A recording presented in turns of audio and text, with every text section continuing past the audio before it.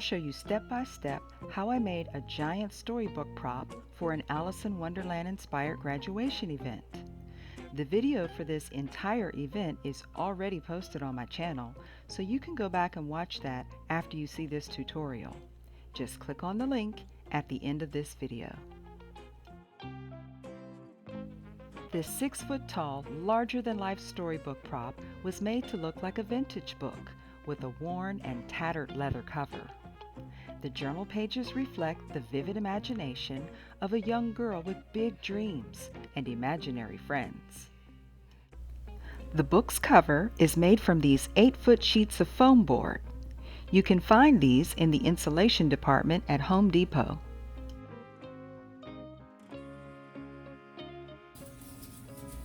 I cut off about 2 feet from each piece so the book would be 6 feet tall, and I used the scrap pieces to create a form for the pages.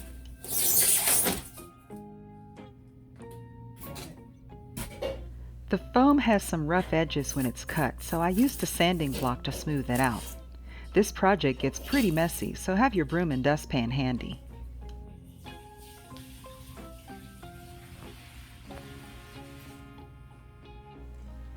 I worked on this book over a span of about 2 weeks. I had never made a book like this before, so I was brainstorming along the way. I knew I wanted it to be a vintage-looking book with an aged leather-like cover. So I pulled out some heavy-duty painter's paper, you know, the kind that we take down on floors during construction projects. Then I ripped it into random-sized pieces, making sure to have some raw edges. I crumbled the paper to make lots of creases. Later, the stain would stick to these creases and look like cracked leather. Then I used an age-old technique to apply the paper to the foam board. When you were in first grade art class, did you ever learn how to paper mache? Well, that's basically what I'm doing here to cover the foam, using some Elmer's school glue. I put glue under the paper first to stick it, and then I put more glue on top. Then I waited a few days for it to dry completely before moving on to the next step.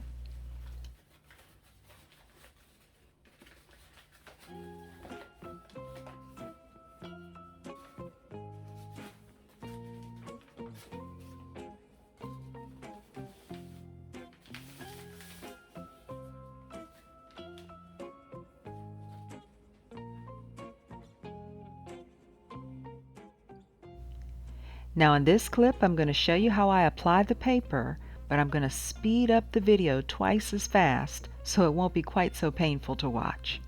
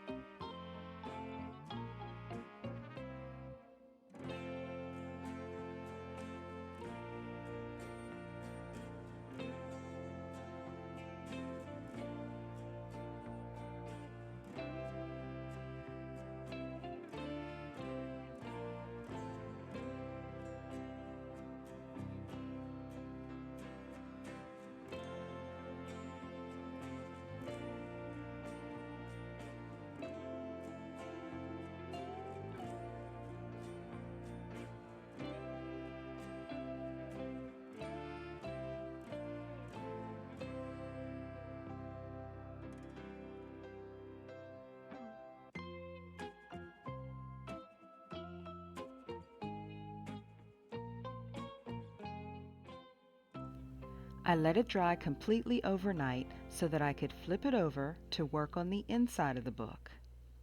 It's helpful if you have a workspace in your home or your garage where you can work on this project without having to move it. It will definitely require some undisturbed drying time. Next, I repeated the same process of ripping and gluing down paper, but this time only around the outer edges. The inner part of the book will be reserved for the journal pages.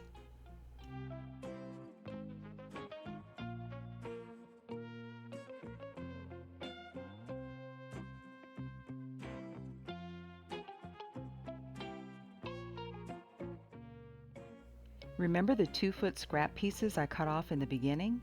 Well, I carved them into this shape to create the form or pattern for the journal pages.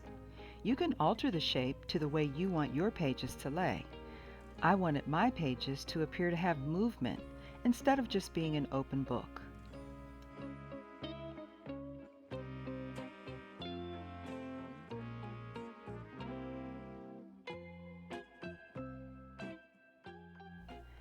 I attached the page forms with hot glue down to the cover, just like this, with a support at the top, the bottom, and the middle.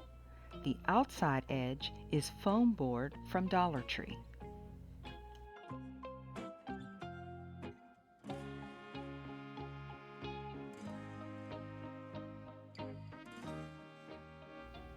I'm now using that same foam board from Dollar Tree to create a base for the journal pages to lay on. So I scored it with a box cutter in some straight lines, only on one side of the board, so that it will bend to the shape that I want.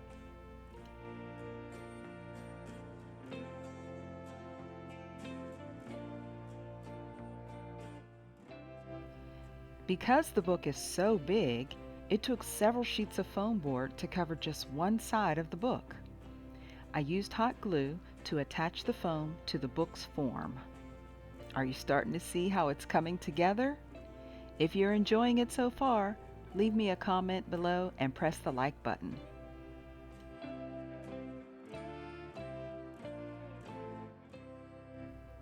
This part was fun. To create the illusion of about 100 journal pages, I used a yardstick and a Sharpie to draw a bunch of straight lines.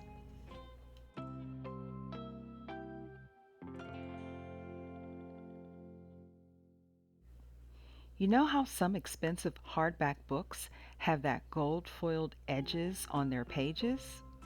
Well, I wanted that look. But remember, my book is vintage, so the gold foil needs to look kind of rubbed off and splotchy in some spots.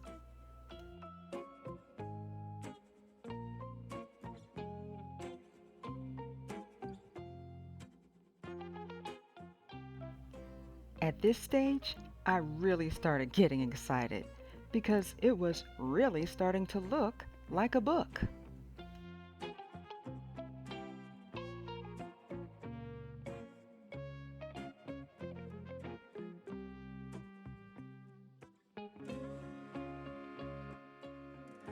The next step was to create the top sheet for the journal pages, and for this, I purchased a roll of photo backdrop paper from Amazon. This gives me a whole seamless page.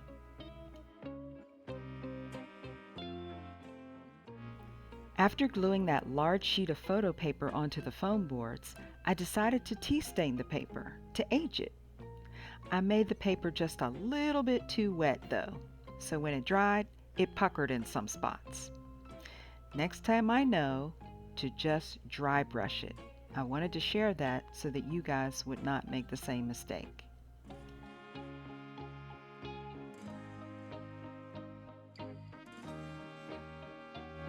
For the spine of the book, I taped together some old cardboard boxes.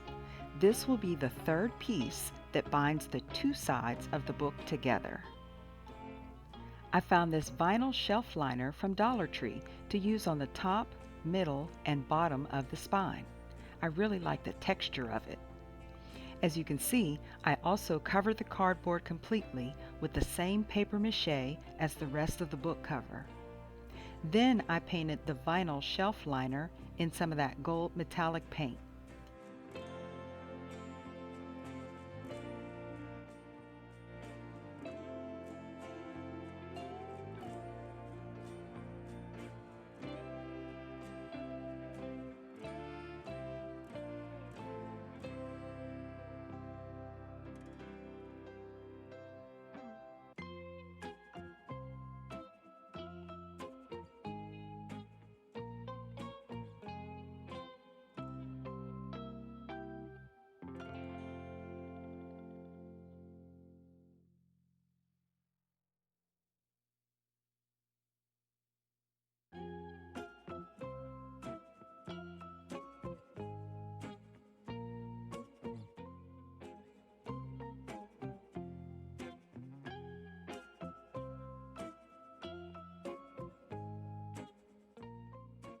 I used heavy-duty Velcro on the top, middle, and bottom of the spine so that it would attach to the book and bind the two sides of the book together.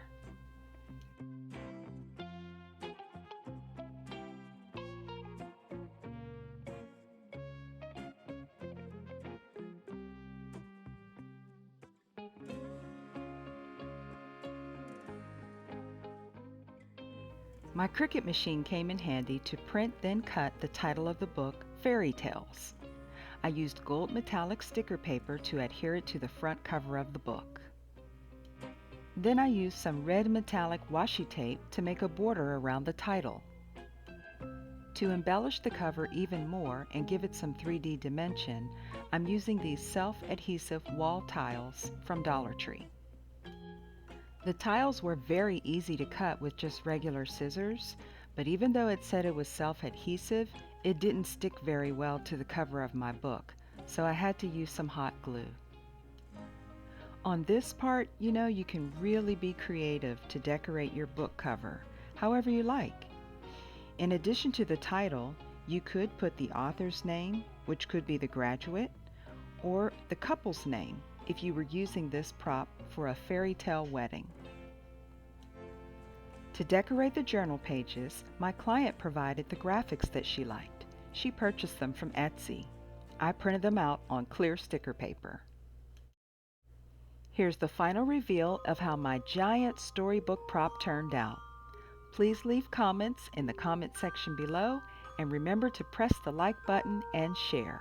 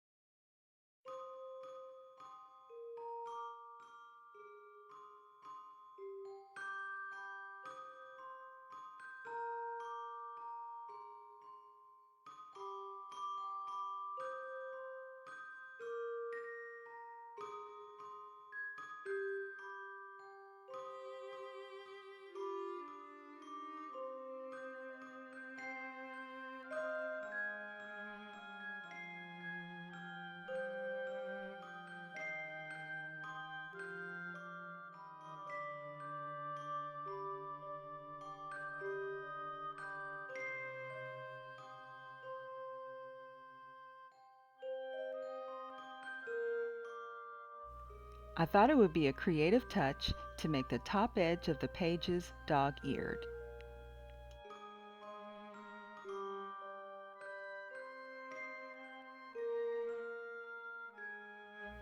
Our giant storybook was a focal point of the event, and it made a great backdrop for taking photos, too. There's the Mad Hatter and the Queen of Hearts. Off with your head.